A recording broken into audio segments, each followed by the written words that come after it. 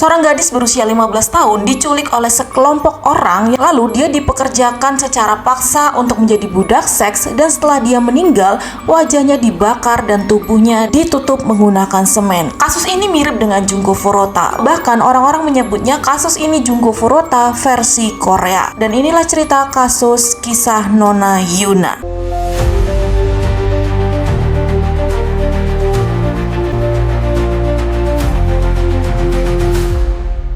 Assalamualaikum warahmatullahi wabarakatuh. Halo guys, welcome back to my channel. Balik lagi bareng aku Putri Nuari. Makasih buat kalian yang udah mampir. Jangan lupa buat subscribe, like, komen, dan juga nyalakan notifikasinya biar kalian gak ketinggalan cerita-cerita menarik dari aku. Kali ini aku bakal ceritain sebuah kasus yang menimpa seorang gadis berusia 15 tahun yang ada di Korea. Nama aslinya adalah Hyun, tapi dia dipanggil Yuna. Jadi Yuna ini merupakan gadis SMP yang baru saja pindah ke kota Gimhae. Nah, karena di Korea itu setiap daerah memiliki dialek bicara masing-masing. Jadi Yuna ini ketika pindah dia tidak fasih dalam dialek bahasa kota Gimhae tersebut. Itu mengakibatkan ketika di sekolah dia menjadi sering dibully dan juga diasingkan dari teman-temannya. Jadi selama di sekolah dia itu nggak punya teman karena keterbatasannya dalam mengucapkan bahasa Korea dalam dialek kota tersebut. Jadi dia dianggap aneh oleh teman-temannya. Nah, pada suatu hari dia melihat ada sekelompok teman yang sepertinya bisa menerima kekurangannya dan sepertinya bisa dijadikan teman oleh Yuna. Jadi dia memutuskan untuk mendekati kelompok tersebut. Kelompok tersebut berisi 7 orang, di mana 3 di antara mereka adalah perempuan dan umurnya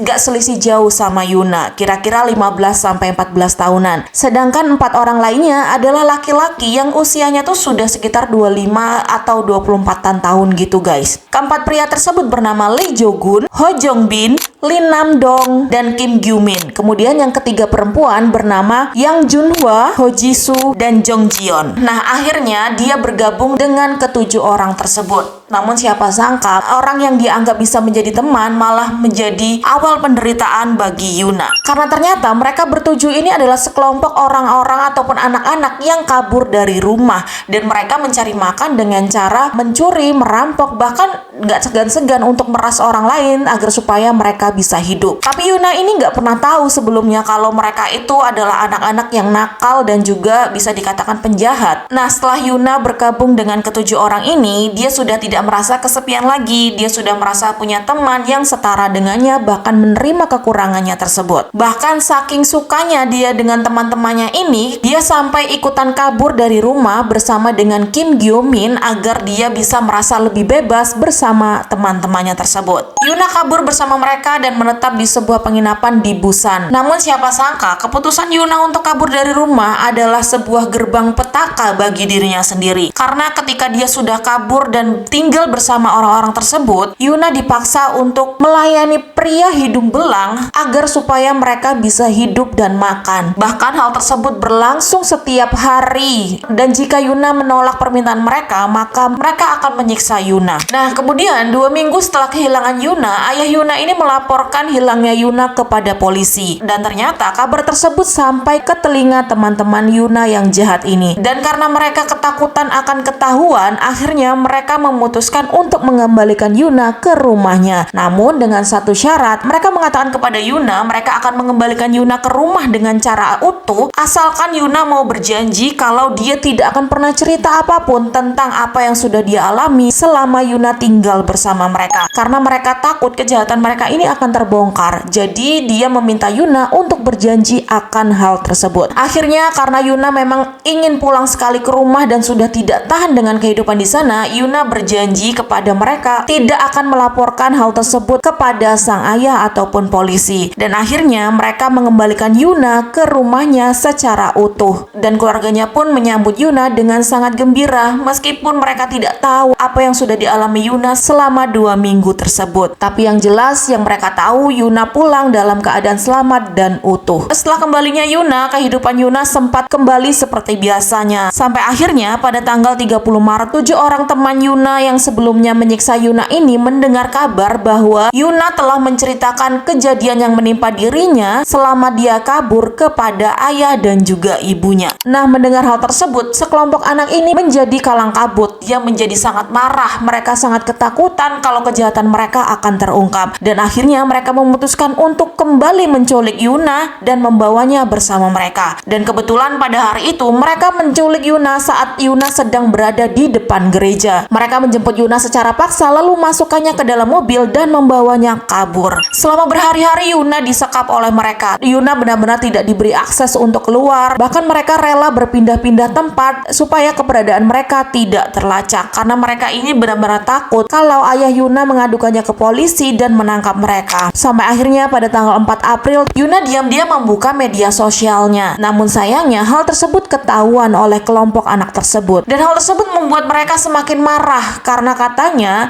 dengan Yuna membuka media sosial itu bisa melacak keberadaan mereka sekarang dan bisa-bisa mereka tertangkap dengan cepat. Dan sejak saat itulah mereka mulai kembali menyiksa Yuna. Mereka meninju, mereka menendang, mereka menginjak Yuna tanpa rasa iba, dan itu berlangsung selama berhari-hari. Dan semakin lama kejahatannya semakin meningkat, di mana Yuna harus beradu menghadapi salah satu di antara mereka hingga babak belur. Yuna dipaksa meminum minuman keras 2 botol sekaligus. Bahkan pernah juga tangannya ini disiram dengan air panas hingga tangannya ini melepuh. Selain itu, hal yang paling menjijikan, Yuna ini sempat pernah disuruh meminum muntahannya sendiri, guys. Dan semua itu tuh dilakukan rutin hampir setiap hari. Kadang Yuna juga disuruh menghafal perkalian, dan jika tidak hafal dia akan dipukul, disuruh berlutut berkali-kali, dan pokoknya hal-hal keji lain itu mereka lakukan terhadap Yuna. Sampai akhirnya tubuh Yuna ini penuh dengan luka, penuh dengan lepuhan karena air panas. Pokoknya tubuh Yuna sudah hancur tak berbentuk. Bahkan dia sampai tidak bisa makan apapun, hanya bisa minum, dan itu pun hanya bisa sedikit karena memang keadaan Yuna ini bisa dibilang dia ini sudah sekarat, guys. Karena hal tersebut itu dilakukan hampir ada dalam 1 minggu. Lalu melihat kondisi Yuna yang sekarat ini, apakah mereka berniat untuk membawa Yuna ke rumah sakit? Tidak sama sekali. Mereka memilih untuk tetap menahan Yuna bersama mereka daripada kejahatan mereka terbongkar. Jadi mereka tega melihat Yuna sekarat di depan mereka. Sampai akhirnya pada tanggal 10 April mereka kembali berpindah tempat ke Daegu. Nah, selama perjalanan Yuna tersebut di dalam mobil benar-benar sudah sekarat. Dia benar-benar sudah tidak mampu untuk berdiri lagi. Dan bahkan saat keadaannya sudah sekarat pun salah satu dari mereka itu sempat menanyakan sesuatu hal, yaitu katanya, kalau kau mati siapa yang akan duluan kau bawa, katanya kan. Lalu dengan sangat lemah Yuna menunjuk salah satu dari mereka yang bernama Lee Jae-gun. Melihat hal tersebut, Lee Jae-gun ini nggak terima, guys. Dia ngerasa dihina sama Yuna. Lalu tanpa basa-basi dia kembali menyiksa Yuna. Ia bahkan tidak diizinkan lagi untuk duduk di dalam mobil itu. Ia disuruh jongkok di bagian belakang mobil selama mereka dalam perjalanan. Mereka kemudian sampai di parkiran motel di daerah Daegu itu pada tanggal 11 April sekitar pukul 12:30 dini hari. Nah, kemudian ketika mereka akan membawa Yuna turun, ternyata Yuna ini sudah tak bernyawa, guys. Yuna sudah meninggal karena diduga mengalami serangan jantung yang dipicu adanya dehidrasi berat dan luka-luka parah yang ada di tubuhnya. Terus apa yang mereka lakukan setelah mengetahui Yuna meninggal? Mereka benar-benar tidak ada rasa bersalah. Bahkan yang ada di otak mereka sekarang bagaimana cara menyembunyikan jenazah Yuna. Tanpa pikir panjang, sekitar pukul 2 dini hari mereka langsung membawa jenazah Yuna ke daerah bukit yang ada di Kabupaten Changnyeong. Sesampainya di sana, mereka lalu menggali tanah dan memasukkan tubuh Yuna ke dalam lubang galian tersebut.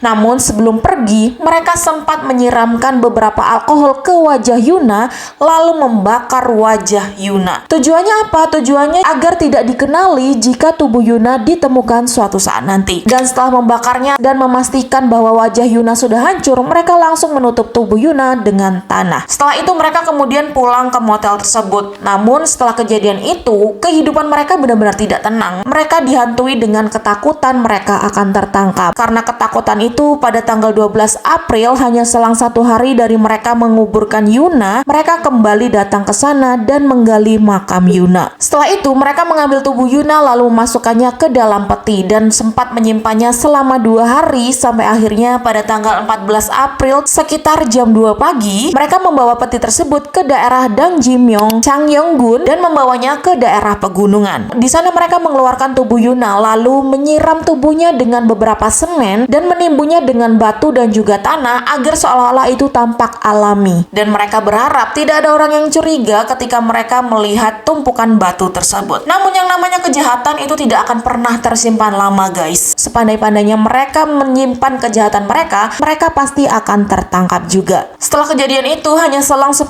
hari dari mereka menguburkan Yuna, mereka kembali melakukan kejahatan. Mereka kembali merampok dan membunuh seorang pria berusia 45 tahun di daerah Daejeon. Namun sialnya kali ini mereka tertangkap dan disitulah kebenaran tentang Yuna terungkap. Dengan keahlian para penyelidik, akhirnya mereka bertujuh ini mengakui bahwa selain pria yang sudah mereka rampok dan mereka bunuh barusan, mereka juga membunuh orang yang sudah menganggap mereka teman, yaitu Yuna yang memiliki nama asli Yun. Dan akhirnya dengan pengakuan tersebut, mereka bertujuh ditangkap atas tuduhan perampokan, penculikan, bahkan pembunuhan. Lalu berapa tahun mereka dihukum? Nah, keempat pria dewasa ini ada yang dihukum hanya 3 tahun dan juga ada yang seumur hidup. Sedangkan ketiga perempuan yang masih di bawah umur, mereka dihukum 4-9 tahun. Mereka menjalani hukuman mereka masing-masing. Namun salah satu di antara mereka, seorang pria yang bernama Ho Jong Bin yang menerima vonis penjara seumur hidup, dia meninggal di dalam penjara karena sakit. Dan sisanya mereka tetap menjalani hukuman mereka selama vonis mereka masing-masing. Lalu kenapa ketiga orang perempuan yang masih di bawah umur ini tetap dihukum? Mereka tetap dihukum karena pengadilan mengakui bahwa ketiga orang perempuan di bawah umur ini ikut aktif berpartisipasi dalam hal penyiksaan, bahkan lebih dari 50% yang mereka lakukan terhadap Yuna ini. Dan akhirnya ketujuh pelaku mendapatkan hukumannya masing-masing, meskipun sepertinya itu belum setimpal dengan Yuna yang sudah kehilangan nyawanya. Seorang gadis berusia 15 tahun mengalami penyiksaan yang tidak seharusnya dia dapatkan. Meskipun itu awalnya dari keputusan impulsifnya, tapi seharusnya dia tidak mengalami hal tersebut. Ia sendiri dikhianati oleh orang-orang yang sudah dia anggap teman, dan bahkan ketika meninggal pun ia tidak dibuat tenang. Ia dibakar, bahkan jenazahnya pun ditutup dengan semen agar jejak mereka hilang. Dan yang lebih menyedihkan lagi, 3 di antara ketujuh pelaku itu adalah seorang perempuan yang seharusnya bisa memahami rasa sakitnya sebagai sesama perempuan. Dan kasus ini juga kembali mengingatkan kita bahwa kejahatan itu tidak selalu datang dari orang luar. Bisa jadi kejahatan itu datang dari orang yang paling terdekat dengan kita sendiri.